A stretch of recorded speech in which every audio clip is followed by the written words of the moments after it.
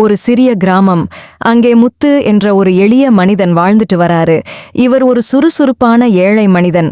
தினமும் காலை காட்டுக்கு சென்று விறகு வெட்டி அதை சந்தைக்கு எடுத்து வந்து விற்று பணமாக்கி அதை தன்னுடைய குடும்பத்திற்கு கொடுத்து அதில் மிகவும் சந்தோஷமாக வாழும் மனிதன். குறைந்த பணம் கிடைத்தாலும் அதில் நிம்மதியாக வாழ்பவன். ஆனால் அவன் வாழ்க்கையை மாற்றியது அவன் மனைவியின் பேராசை. ஓ, பக்கத்து வீட்டுக்காரங்க எல்லாம் ரொம்பவே சந்தோஷமா வாழ்ந்துட்டு வராங்க. ஆனா என்னோட நிலைமை பாரு, இவங்கிட்ட மாட்டிட்டு படாத பாடுபட வேண்டியிருக்கு. வள்ளி, இன்றைக்கு விறகு வெட்டி சந்தையில போய் விற்றுறதுக்கு 100 ரூபாய் கிடைச்சது. இதுல நாம சந்தோஷமா வாழலாம். எனக்கு ரொம்ப பசிக்குது, சாப்பாடு கொடு. அது மட்டும் இல்லாம எனக்கு ரொம்ப சோர்வா இருக்கு. சாப்பிட்டுட்டு ஓய்வு எடுக்க போற.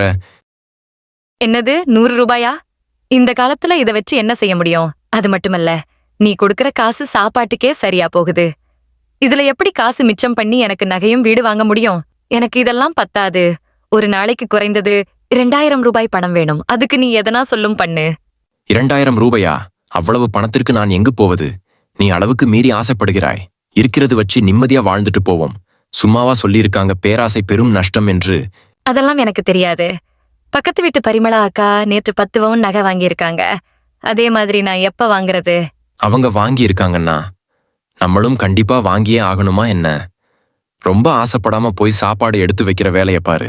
இவரை நம்பிதான் நான் இந்த நிலைமைக்கு வந்திருக்கேன். இனிமேல் இவரை நம்பக்கூடாது. எதனால வலி இருந்தா பார்த்து வேகமா நம்ம வீடும் நகையும் வாங்கிடணும். இப்படி பேசிக்கிட்டே வீட்டு வாசல்ல பெருக்கலான்னு வெளியே வந்து நிக்கிறாங்க வள்ளி. அப்ப பக்கத்து வீட்டு பரிமளா அக்கா வள்ளிய பார்க்க வராங்க. என்ன பரிமளா அக்கா, என்ன இந்த பக்கம்? இந்த நகையதான் நேத்து கடைக்கு போய் வாங்கினீங்களா? ரொம்ப நல்லா இருக்கே. எங்க கிளம்பிட்டீங்க? சும்மாதான். அப்படியே எங்க அக்கா வீட்டு வரையும் போயிட்டு எங்க சித்தப்பா கிட்ட இந்த நகைய போய் காமிச்சிட்டு, எங்க தாத்தா கிட்ட போய் காசையும் வாங்கிக்கிட்டு, என் தம்பி கிட்ட போய் சாப்பிட்டு திரும்ப வீட்டுக்கு வரணும். உன்கிட்ட பேசி பேசி ரொம்ப நேரம் ஆயிடுச்சு. சரி, நாளைக்கு பார்ப்போம். இப்படி சொல்லிட்டு பரிமளா அக்கா வள்ளிட்ட இருந்து கிளம்பி போறாங்க. அந்த நகை பார்க்க கண்ணை உடுத்திக்கிட்டே இருக்கு. இதே மாதிரி நம்மளும் போட்டு இந்த ஊர் முழுக்க சுத்தி வரணும். நம்மள பார்த்து இந்த ஊர்ல உள்ள பெண்கள் அனைவரும் பொறாமைப்படணும். இப்படி பேசிக்கிட்டு இருக்கிறப்ப வள்ளியோட தோழி பாண்டியம்மா வள்ளிய பாக்குறதுக்கு வர்றாங்க. என்ன வள்ளி, வீட்டுக்கு வெளியே நின்னு தனியா பேசிக்கிட்டே இருக்க? உனக்கும் வீட்டுக்காரருக்கு ஏதும் சண்டையா? எதுவாக இருந்தாலும் சொல்லு, அதை தீர்த்து வைத்து விடுவேன். அதெல்லாம் ஒண்ணுமில்லடி. பரிமளா அக்கா வந்தாங்க. நேத்து அவங்க புதுசா ஒரு நகை வாங்கியிருந்தாங்க. அத பத்தி தான் பேசிக்கிட்டு இருந்தேன்.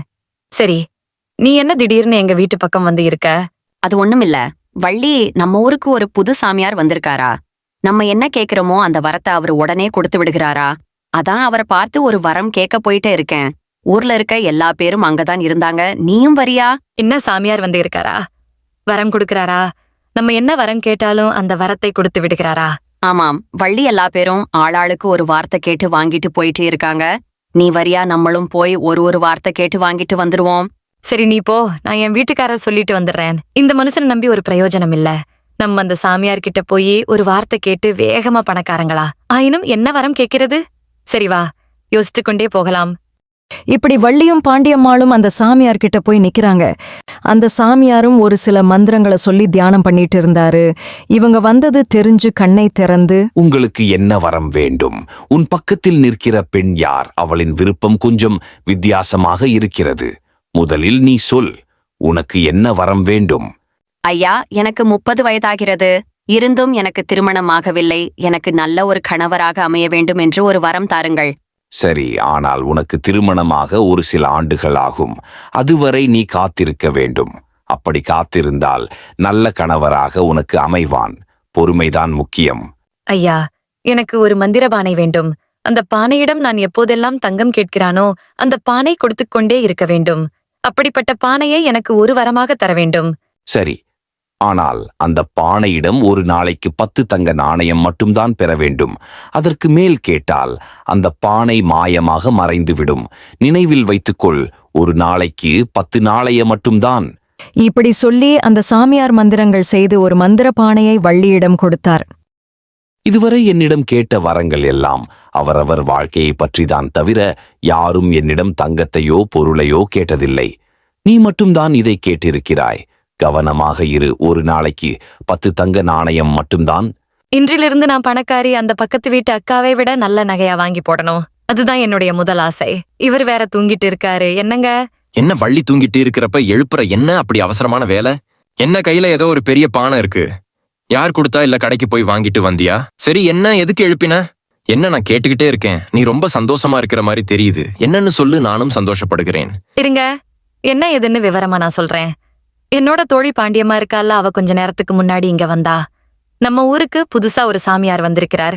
அவர் நம்ம கேட்ட எந்த ஒரு வரத்தையோ கொடுப்பாருன்னு என்ன அவர்கிட்ட கூட்டிட்டு போனா.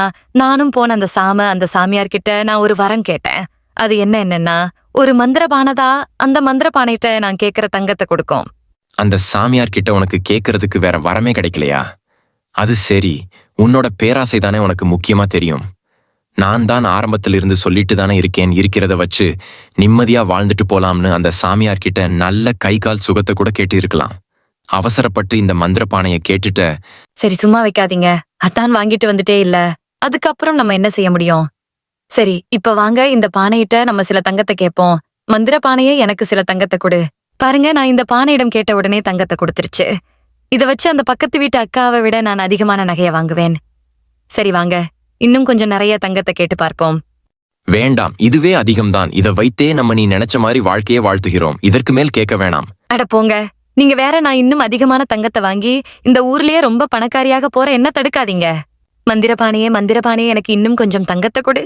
இப்படி அந்த சாமியார் சொன்னதை மறந்து பேராசையினால வள்ளி திரும்பவும் அந்த மந்திர பானையிட தங்கத்தை கேட்டுட்டா. இதனால அந்த பானை திடீரென மறைஞ்சும் போகுதே. அதுக்கப்புறம்தான் வள்ளிக்கு ஞாபகம் வருது. ஐயோ, அந்த சாமியார் என்கிட்ட ஒரு விஷயம் சொன்னாரு. ஒரு நாளைக்கு ஒரு தடவை தான் அந்த பானை கிட்ட தங்கத்தை கேட்கணும்னு திரும்பி கேட்டா அந்த பானை மறைந்து போயிரும்னு சொன்னாரே. நான் மறந்துட்டனே. இப்ப நான் என்ன செய்ய போறேன்? எல்லாம் போச்சே. சரி விடு, நடந்தது நடந்து போச்சு. இப்ப நம்மளால எதையும் மாத்த முடியாது. நீ முதல் தடவை கேட்ட உடனே கிடைச்ச தங்கத்தை வச்சு நம்ம நினைச்ச மாதிரி நல்ல சந்தோஷமா வாழலாம். இப்படியா அந்த தங்கத்தை வச்சு பெரிய வீடு கட்டி ரொம்பவே சந்தோஷமா வாழ்ந்துட்டு வர்றாங்க.